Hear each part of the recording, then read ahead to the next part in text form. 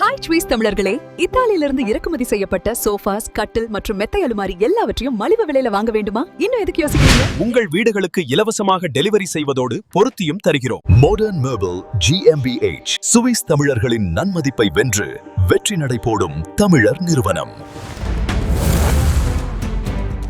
இது சுவிஸ் தமிழ் டிவியின் இன்றைய பிரதான செய்திகள். செய்தி ஆசிரியர் தேவாமதன், செய்திகளை வாசிக்கும் நான் துரையப்ப வினோத் கண்ணன். முதலில் தலைப்புச் செய்திகள். சூரிச் விமான நிலையம் மீண்டும் ஐரோப்பாவின் சிறந்ததாக தேர்வு. சென்ட் காலன் கண்டோனில் உடைப்பு மற்றும் திருட்டு சம்பவங்கள் அதிகரிப்பு. கடுமையான பனிப்பொழிவுக்கு பின் திடீர் வசந்த வெப்பம், பனிச்சரிவு அபாயம் அதிகரிப்பு. சுவிஸில் கும்பல்கள் குழந்தைகளை போதைப் பொருள் கடத்தலுக்கு பயன்படுத்தும் ஆபத்து. சுவிட்சர்லாந்தில் ஆன்டிபயோட்டிக் மற்றும் தடுப்பூசி பற்றாக்குறை முடிவுக்கு வந்தது. கிளாரூஸ் கண்டோனில் பெட்ரோல் நிலைய கடை கொள்ளை, 20 வயது எரித்திரியர் கைது. சூரிச் கண்டோனில் பள்ளி சேர்க்கைக்கு முன் ஜெர்மன் மொழி தேர்வு கோரி SVP முன்மொழிவு. தொடர்பான விரிவான செய்திகள்.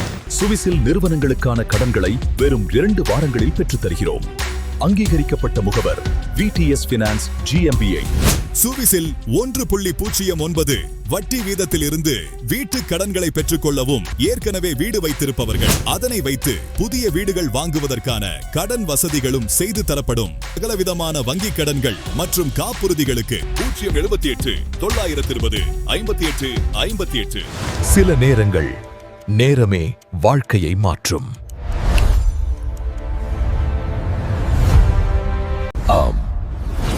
SMTS ஜுவல்லரி சுவிட்சர்லாந்தில் தமிழர்களுக்காக முதன்முறையாக வழங்கும் சீட்டிழுப்பு.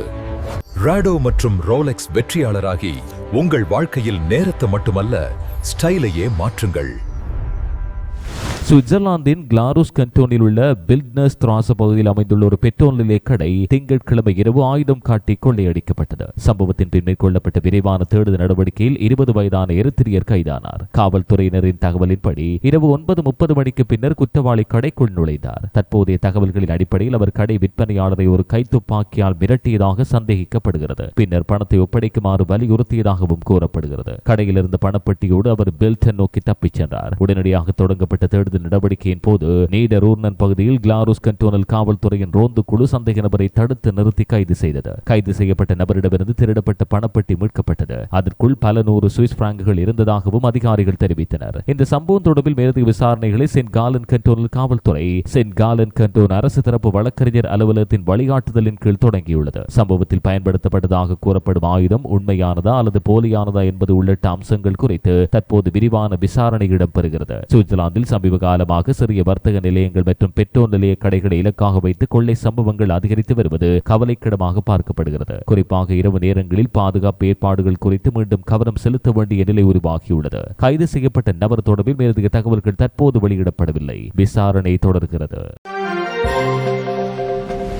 சுவிட்சர்லாந்தில் கடந்த சில மாதங்களாக கடுமையாக நிலவிய ஆன்டிபயோட்டிக் மருந்துகள் மற்றும் தடுப்பூசிகளின் பற்றாக்குறை நிலை தற்போது முடிவுக்கு வந்துள்ளதாக சுவிட்சர்லாந்து மத்திய பொருளாதார விநியோக அலுவலகம் திங்கட்கிழமை அறிவித்தது. மருந்துகளின் விநியோகம் மீண்டும் சீரான நிலைக்கு திரும்பியுள்ளதோடு அவசரகால கையிருப்புகளும் பெரும்பாலும் மீள நிரப்பப்பட்டுள்ளன என அதிகாரப்பூர்வ தகவல்கள் வெளியாகின. குளிர்காலத்தில் காய்ச்சல், சுவாச நோய்கள் மற்றும் பல்வேறு தொற்றுகள் அதிகரித்ததன் விளைவாக ஆன்டிபயோட்டிக் மருந்துகளுக்கும் குழந்தைகள் தடுப்பூசிகளுக்கும் எதிர்பாராத அளவில் தேவை ஏற்பட்டது. இதனால் பல மருந்தகங்களில் சில முக்கிய மருந்துகள் கிடைக்காத நிலை உருவானது. நோயாளிகள் மாற்று மருந்துகளை பயன்படுத்த வேண்டிய சூழலும் ஏற்பட்டது. இந்த பின்னணியில் தற்போதைய முன்னேற்றம் சுகாதாரத்துறைக்கு நிம்மதி அளிப்பதாக பார்க்கப்படுகிறது. ஆனால் நிலைமைகள் முழுமையாக சரியாகிவிட்டன என்று கூற முடியாது என்றும் அதிகாரிகள் எச்சரிக்கின்றனர். ஆன்டிபயோட்டிக் மற்றும் தடுப்பூசி விநியோகம் சீரடைந்திருந்தாலும் மொத்தமாக மருந்து துறையில் விநியோக சிக்கல்கள் தொடர்கின்றன. பல டசின் மருந்து பொருட்கள் இன்னும் பகுதி அளவிலோ அல்லது முற்றிலும் கிடைக்காத நிலையிலோ உள்ளன. இந்த நிலைமைக்கு பல காரணங்கள் உள்ளதாக சுவிட்சர்லாந்து மத்திய பொருளாதார விநியோக அலுவலகம் தெரிவித்தது. குறிப்பாக மருந்து உற்பத்தி நிலையங்கள் குறைந்த கூலி செலவு கொண்ட நாடுகளுக்கு மாற்றப்பட்டிருப்பது, மேலும் ஆசியாவில் உள்ள சில எண்ணிக்கையிலான உற்பத்தி மையங்களின் மீது அதிகமான சார்பு வைத்திருப்பது போன்றவை முக்கிய காரணங்களாகும். உலகளாவிய விநியோக சங்கிலி தடைகள், மூலப்பொருள் பற்றாக்குறை மற்றும் போக்குவரத்து சிக்கல்களும் இந்த பிரச்சனையை தீவிரப்படுத்தியுள்ளன. எதிர்காலத்தில் இத்தகைய பற்றாக்குறைகளை தவிர்க்க உள்ளூர் உற்பத்தி திறனை அதிகரித்தல் மற்றும் அவசரகால கையிருப்பு மேலாண்மையை வலுப்படுத்தல் போன்ற நடவடிக்கைகள் அவசியம் என நிபுணர்கள் வலியுறுத்தினர்.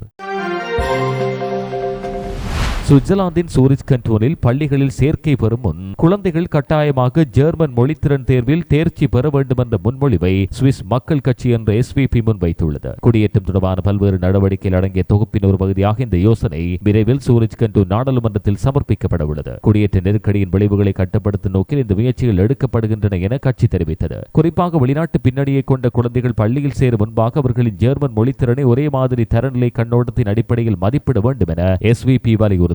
கண்டோன் முழுவதும் ஒரே மாதிரி தரநிலை தேர்வுகள் அறிமுகப்படுத்தப்பட வேண்டும் என்றும் கட்சி கோரியது. தேர்வில் தேவையான குறைந்தபட்ச நிலை எட்டாத குழந்தைகள் German as a second language எனப்படும் ஜெர்மன் இரண்டாம் மொழி வகுப்புகளுக்கு ஒதுக்கப்பட வேண்டும் என முன்மொழிவு கூறுகிறது. அவர்கள் குறைந்தபட்ச மொழித்திறனை அடைந்ததும் வழக்கமான வகுப்புகளுக்கு மாற்றப்படுவர் என தெரிவிக்கப்பட்டுள்ளது. தற்போதைய நடைமுறையில் ஜெர்மன் மொழித்திறன் போதாமையுள்ள குழந்தைகளும் நேரடியாக சாதாரண வகுப்புகளுக்கே சேர்க்கப்படுகின்றனர். இதனால் மற்ற மாணவர்களின் கல்வி முன்னேற்றம் மந்தமாகிறது என SVP குற்றம் சாட்டுகிறது. ஆசிரியர்களுக்கு கூடுதல் சுமை ஏற்படுவதோடு பாடத்திட்ட முன்னேற்றமும் பாதிக்கப்படுகிறது. சூரிச் கண்டோன் கல்வி அமைப்பு சுவிட்சர்லாந்தில் மிகப்பெரியதும் பல்வேறு மொழி மற்றும் கலாச்சார பின்னணியில் இருந்து வரும் மாணவர்களை கொண்டதுமானது. குடியேற்றம் அதிகரித்துள்ள நிலையில் மொழி ஒருங்கிணைப்பு முக்கிய அரசியல் விவாதமாக மாறியுள்ளது. பள்ளி கல்வியில் மொழித்திறன் அடிப்படை ஆதாரமாக இருப்பதால் இந்த முன்மொழிவு அரசியல் மற்றும் சமூக வட்டாரங்களில் பரவலான விவாதத்தை ஏற்படுத்தும் என எதிர்பார்க்கப்படுகிறது. இந்த யோசனைக்கு ஆதரவாகவும் எதிராகவும் கருத்துகள் எழும் நிலையில் சூரிச் கண்டோன் நாடாளுமன்றத்தில் இடம்பெறவுள்ள விவாதங்கள் கல்வி, குடியேற்றம், சமூக ஒருங்கிணைப்பு போன்ற முக்கிய அம்சங்களை மையமாக கொண்டு இடம்பெறவுள்ளன. ஐரோப்பா முழுவதும் குற்ற கும்பல்கள் சிறார்களை போதைப்பொருள் கடத்தல் மற்றும் விநியோக செயல்களில் ஈடுபடுத்தும் சம்பவங்கள் அதிகரித்து வருவதாக எச்சரிக்கை வெளியானது. இந்த அபாயத்திலிருந்து சுவிட்சர்லாந்தும் விலகவில்லை என அதிகாரிகள் தெரிவிக்கின்றனர். துல்லியமான புள்ளி விவரங்கள் தற்போது கிடைக்காத போதிலும் குழந்தைகள் பாதுகாப்பு சுவிட்சர்லாந்து அமைப்பின் இயக்குநரான ரெகுலா பெர்ன்ஹார்ட் ஹக் கூறுகையில் சமூக வலைதளங்கள் வழியாகவே சிறார்களை குறிவைத்து கும்பல்கள் அணுகுகின்றன. குறிப்பாக இன்ஸ்டாகிராம் மற்றும் டிக்டாக் போன்ற தளங்களில் போலியான போட்டிகள் மற்றும் பரிசு திட்டங்கள் அறிவிக்கப்பட்டு இளைஞர்களின் கைபேசி எண்கள் சேகரிக்கப்படுகின்றன. பின்னர் தொடர்பு ஏற்படுத்தியது முறையாளர்கள் தனிப்பட்ட மெசேஜிங் சேனல்களுக்கு மாற்றப்படுகின்றன. இவ்வாறு நெருங்கிய உறவு ஏற்படுத்தப்பட்ட பின் எளிதான பண வருமானம், வேகமான சம்பளம், சாகச உணர்வு போன்ற காரணிகளை முன்வைத்து சிறார்களை போதைப் பொருள் விநியோகத்திற்கு பயன்படுத்துகின்றனர். குற்றவியல் சட்டத்தின் கீழ் சிறார்களுக்கு வழங்கப்படும் தண்டனைகள் பெரியவர்களை விட குறைவாக இருக்கும் என்ற எண்ணத்தையும் சில கும்பல்கள் தவறாக பயன்படுத்துகின்றன என நிபுணர்கள் எச்சரிக்கின்றனர். சுவிட்சர்லாந்து கூட்டாட்சி காவல்துறை எனப்படும் பெடரல் ஆபீஸ் ஆஃப் பாலிஸ் நாட்டிற்குள் சிறார்களை போதைப் பொருள் கடத்தலில் பயன்படுத்தும் சம்பவங்கள் அதிகரிக்கும் வாய்ப்பு இருப்பதாக எதிர்பார்க்கிறது. சர்வதேச குற்றவியல் வலையமைப்புகள் இணையதளங்கள் மூலமாக இளம் தலைமுறையை இலக்காக கொள்வது கவலைக்கிடமான முன்னேற்றமாக பார்க்கப்படுகிறது. கோவிட் காலத்துக்கு பின் சமூக வலைதளங்களில் குழந்தைகள் செலவழிக்கும் நேரம் அதிகரித்துள்ள நிலையில் ஆன்லைன் மூலம் இடம்பெறும் குற்ற செயல் ஆட்சேர்ப்பு முறைகளும் அதிகரித்துள்ளதாக நிபுணர்கள் சுட்டிக்காட்டுகின்றனர். பெற்றோர்கள் மற்றும் ஆசிரியர்கள் குழந்தைகளின் ஆன்லைன் செயற்பாடுகள் குறித்து விழிப்போடு இருக்க வேண்டும் என்றும் சந்தேகத்துக்கு இடமான தொடர்புகள் குறித்து உடனடியாக தகவல் தெரிவிக்க வேண்டும் என்றும் அதிகாரிகள் அறிவுறுத்துகின்றனர். நீண்ட காலமாக ஜெர்மனியின் ஸ்டுட்கார்ட் முதல் சூரிச் வரை இயக்கப்பட்ட ரயில் சேவை நேர்த்தி மற்றும் நம்பகத்தன்மை குறைபாடுகளுக்காக விமர்சிக்கப்பட்டு வந்தது. குறிப்பாக ஜெர்மன் தேசிய ரயில்வே நிறுவனமான டோச்சே பான் இயக்கிய இந்த பாதை தாமதங்களால் பயணிகளுக்கு சிரமத்தை ஏற்படுத்தி வந்தது. இந்த நிலையை மாற்றுவதற்கென சுவிட்சர்லாந்து கூட்டாட்சி ரயில்வே நிறுவனம் டிசம்பர் மாத அட்டவணை மாற்றத்தின் போது புதிய ஏற்பாடுகளை அறிமுகப்படுத்தியது. அதன்படி ஸ்டுட்கார்ட்டில் இருந்து வரும் ஒவ்வொரு இரண்டாவது ரயிலும் இனி சுவிஸ் எல்லைக்கரையில் உள்ள சிங்கன் நகரிலேயே தனது பயணத்தை நிறுத்துகிறது. அங்கிருந்து பயணிகள் சுவிஸ் ரயில் சேவைக்கு மாற்றப்பட்டு SBB இயக்கும் ரயில்களில் சூரிச் நோக்கி தொடர்கின்றனர். சுவிட்சர்லாந்துக்குள் நுழைந்த பின்னர் ரயில்கள் திட்டமிட்ட அட்டவணைப்படி இயங்கி பெரும்பாலும் நேரத்திற்கு சூரிச் சென்றடைகின்றன. இரு நிறுவனங்களும் வெளியிட்ட கூட்டு அறிக்கையில் மேற்கொள்ளப்பட்ட இந்த நடவடிக்கைகள் பலன் அளித்து வருவதாக தெரிவித்துள்ளன. புதிய ஏற்பாட்டிற்கு பிறகு சூரிச் நகரில் சராசரி வருகை நேர்த்தி 80% கடந்துள்ளதாக குறிப்பிடப்பட்டுள்ளது. இது முந்தைய காலத்தோடு ஒப்பிடுகையில் குறிப்பிடத்தக்க முன்னேற்றமாகும். ஜெர்மனியில் அடிக்கடி இடம்பெறும் பணிகள், கட்டுமான பணிகள் மற்றும் கட்டமைப்பு சிக்கல்கள் காரணமாக நீண்ட தூர ரயில் சேவைகள் பாதிக்கப்பட்டு வந்தன. அந்த தாமதங்கள் நேரடியாக சுவிஸ் ரயில் சேவைகளையும் பாதித்தன. தற்போது எல்லை பகுதி வரை சேவையை பிரித்து இயக்குவதன் மூலம் சுவிஸ் அட்டவணையை பாதுகாக்கும் முயற்சி வெற்றிகரமாக அமல்படுத்தப்பட்டுள்ளது. சிறிய விளம்பர இடைவெளியின் பின் செய்திகள் தொடரும். சூரிச்சில் அழகுக்கு புதிய அர்த்தம். ஸ்ரீ ஜுவல்லரியில் அசத்தலான புதிய டிசைன் நகைகள் சிறப்பு தள்ளுபடியில். இது மாத்திரமின்றி உங்கள் எதிர்கால சேமிப்புக்கு பாதுகாப்பான நம்பிக்கைக்குரிய நகைச்சீட்டிழப்பில் இணைந்து கொள்ளுங்கள். மேலும் பழுதடைந்த நகைகளை உடனுக்குடன் திருத்தியும் பெற்றுக்கொள்ளலாம். ஸ்ரீ ஜுவல்லரி, மட்டன் காஷ 17, 8005, சூரஜ். நிதிச்சுமையால் நிம்மதி இழந்து தவிக்கிறீர்களா? உங்களின் அவசர நிதி தேவைகளுக்கு குறைந்த வட்டி விதத்தில் 3 லட்சம் பிரான்கள் வரை கடனாக பெறலாம். கிரெடிட் பாண்ட்.cn. இலவச ஆலோசனைகளுக்கு 076 59 299 97. சுவிட்சர்லாந்தில் பல வாரங்கள் தொடர்ச்சியாக கடுமையான பனிப்பொழிவு பதிவான நிலையில் தற்போது திடீரென வசந்த காலத்தை நினைவூட்டும் அளவுக்கு வெப்பநிலை உயரத் தொடங்கியுள்ளது. இந்த திடீர் காலநிலை மாற்றம் நாட்டின் பல பகுதிகளில் தாக்கத்தை ஏற்படுத்துகிறது. பிளிக் நாளிதழுக்கு அளித்த பேட்டியில் வானிலை நிபுணரான கிளாஸ் மாக்வாட் வட ஆப்பிரிக்காவிலிருந்து மிதமான சூடான காற்று சுவிட்சர்லாந்து நோக்கி பாய்ந்து வருவதாக தெரிவித்தார். சில நேரங்களில் இந்த காற்றோட்டத்துடன் சஹாரா பாலைவன தூசியும் கலந்திருக்கலாம் எனவும் அவர் குறிப்பிட்டார். கடந்த சில ஆண்டுகளில் சஹாரா தூசியானது சுவிஸ் வானிலை மீது தாக்கம் செலுத்திய நிகழ்வுகள் பதிவாகின.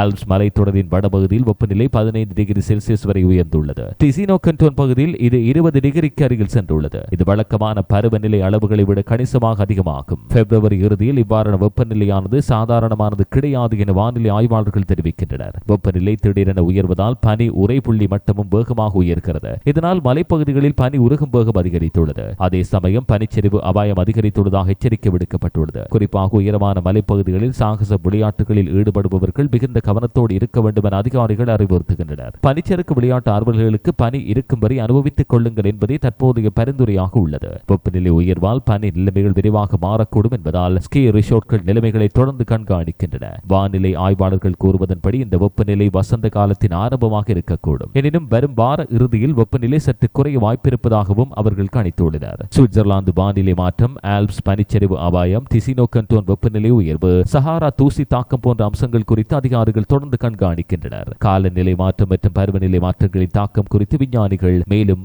ஆய்வு செய்கின்றனர்.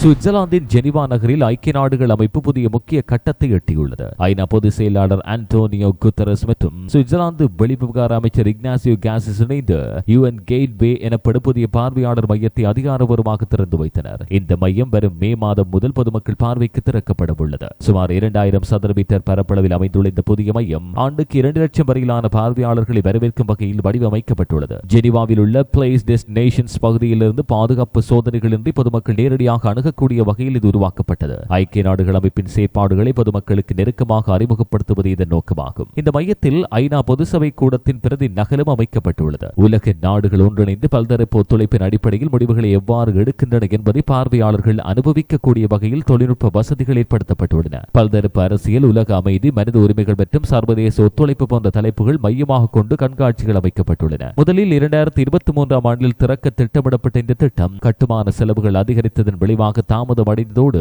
சில அம்சங்கள் சுருக்கப்பட்டன. இருந்த போதிலும் ஜெனிவா நகரத்தை உலக அரசியல் மற்றும் தூதரக தலைநகராக வலுப்படுத்தும் முயற்சியின் ஒரு பகுதியாக இது பார்க்கப்படுகிறது. ஜெனிவாவை தளமாக கொண்ட வங்கி நிபுணரான இவான் பிக்டெட் உள்ளிட்ட ஆதரவாளர்களின் நிதி ஒத்துழைப்போடு இந்த மையம் உருவாக்கப்பட்டுள்ளது. இதை அமைதிக்கான நுழைவாயில் என்று ஆண்டோனியோ குட்டரஸ் குறிப்பிடுகிறார். ஜெனிவா நகரம் ஐக்கிய நாடுகள் அமைப்பின் ஐரோப்பிய தலைமையகமாக நீண்ட காலமாக செயற்பட்டு வருகிறது. உலக சுகாதார நிறுவனம், மனித உரிமை கவுன்சில் உள்ளிட்ட பல சர்வதேச அமைப்புகள் இங்கிருந்து இயங்குகின்றன. புதிய UN கேட்வே மையம் ஐநா செயற்பாடுகளை பொதுமக்களுக்கு தெளிவாக அறிமுகப்படுத்தி உலக அமைதி மற்றும் சர்வதேச ஒத்துழைப்பு பற்றிய விழிப்புணர்வை அதிகரிக்கும் ஒரு முக்கிய முயற்சியாகவும் மதிப்பிடப்படுகிறது.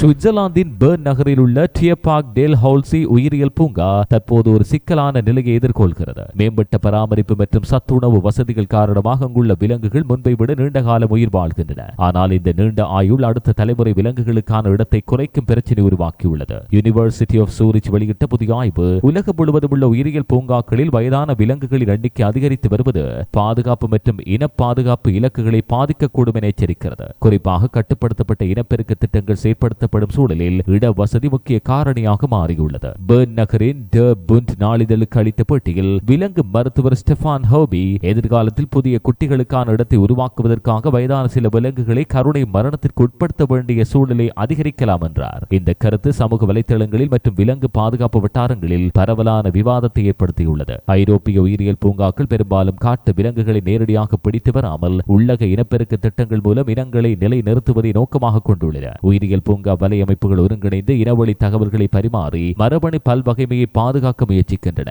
ஆனால் விலங்குகள் நீண்ட ஆயுளை பெறுவது ஒருபுறம் வெற்றியாக இருந்தாலும் அதேவேளை பராமரிப்பு செலவுகள், மருத்துவ தேவைகள் மற்றும் இடவசதி கட்டுப்பாடுகள் போன்ற சவால்களையும் உருவாக்குகின்றன. விலங்கு நலன் மற்றும் இன பாதுகாப்பு என்ற 2 முக்கிய இலக்குகளுக்கு இடையில் சமநிலையை பேணுவது நாளுக்கு நாள் கடினமாகி வருவதாக நிபுணர்கள் தெரிவிக்கின்றனர். குறிப்பாக அரிய மற்றும் அழிவின் விளிம்பில் உள்ள இனங்களை பாதுகாப்பது தொடர்பில் நீண்டகால திட்டமிடல் அவசியமாகியுள்ளது.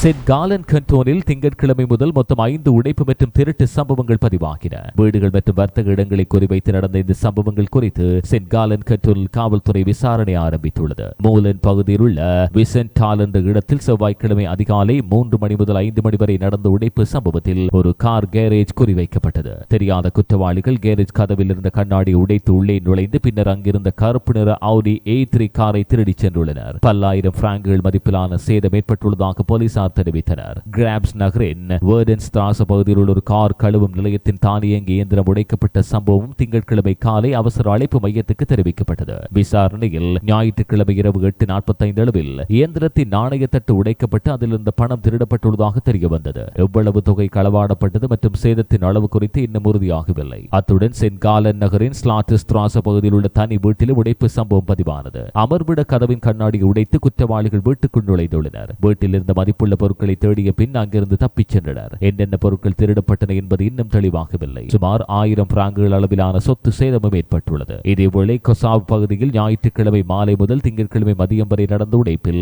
சமையலறை ஜன்னல் உடைக்கப்பட்டு ஒரு தனி வீட்டுக்குள் நுழைந்தனர். இந்த சம்பவத்தில் பல்லாயிரம் பிராங்குகள் மதிப்பிலான சேதம் ஏற்பட்டுள்ளது. என்னென்ன பொருட்கள் களவாடப்பட்டன என்பது தொடர்பாக விசாரிக்கப்படுகிறது. அத்துடன் ஸ்டெய்னாக் நகரின் காரர் ஷோல்ஸ் பகுதியில் திங்கட்கிழமை மாலை 6:30 மணி முதல் இரவு 10:30 மணி வரை நடந்த மற்றொரு உடைப்பில் வீட்டின் தராசு கதவு உடைக்கப்பட்டு அறைகள் மற்றும் பெட்டகங்கள் சோதனை செய்யப்பட்டுள்ளன. குற்றப் பொருட்களோடு குற்றவாளிகள் தப்பிச் சென்றனர். சேதத்தின் மதிப்பு பல்லாயிரம் பிராங்குகள் என மதிப்பிடப்பட்டுள்ளது. சென்ட் காலன் கண்டோனில் அண்மை காலமாக அதிகரித்து வரும் வீட்டு உடைப்பு மற்றும் சொத்து திருட்டு சம்பவங்கள் குறித்து பொதுமக்கள் எச்சரிக்கையாக இருக்க காவல்துறை அறிவுறுத்துகிறது. சந்தேகத்துக்கிடமான நபர்கள் அல்லது வாகனங்கள் குறித்து உடனடியாக தகவல் வழங்குமாறு கேட்டுக் கொள்ளப்பட்டுள்ளது. அனைத்து சம்பவங்களிலும் சென்ட் காலன் கண்டோனில் காவல்துறை தீவிர விசாரணையை மேற்கொள்கிறது.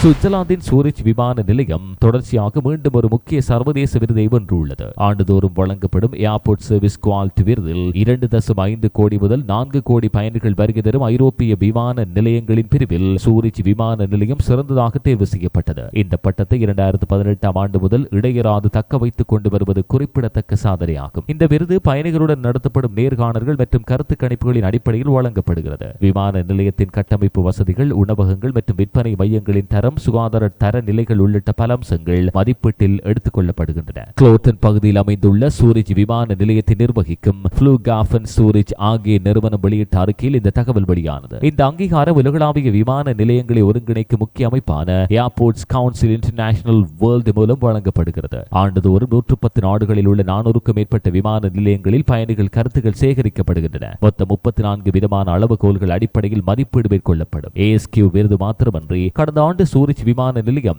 ACI கஸ்டமர் எக்ஸ்பீரியன்ஸ் திட்டத்தின் 3வது நிலையை அடைந்துள்ளது. உலக விமான நிலையங்களுக்கு தரச்சான்றாக கருதப்படும் இந்த திட்டமானது பயணிகள் கருத்துக்களை நடைமுறை நடவடிக்கைகளாக மாற்ற உதவுகிறது. பயண அனுபவத்தை தொடர்ந்து மேம்படுத்துவதற்கான ஒரு வழிகாட்டு முறையாகவும் இது பார்க்கப்படுகிறது. சூரிச் விமான நிலையத்தின் வளர்ச்சி அதன் பங்குதாரர்களுக்கும் பலன் அளித்து வருகிறது. பங்குச் சந்தையில் பட்டியலிடப்பட்டுள்ள இந்த நிறுவனத்தின் பங்கு மதிப்பு ஜனவரி மாதத்திலிருந்து சுமார் 3% உயர்ந்துள்ளது. கடந்த ஓராண்டில் 20%, கடந்த 5 ஆண்டுகளில் 65% மேல் உயர்வு பதிவானமையும் குறிப்பிடத்தக்கது. இந்த அளவோடு சுவிஸ் தமிழ் டிவியின் இன்றைய பிரதான செய்திகள் நிறைவுக்கு வருகின்றன. இதுபோன்ற மேலதிக செய்திகளை பார்வையிட எங்களுடைய இணையதளமான swistamil24.com அணுகுங்கள். வணக்கம்.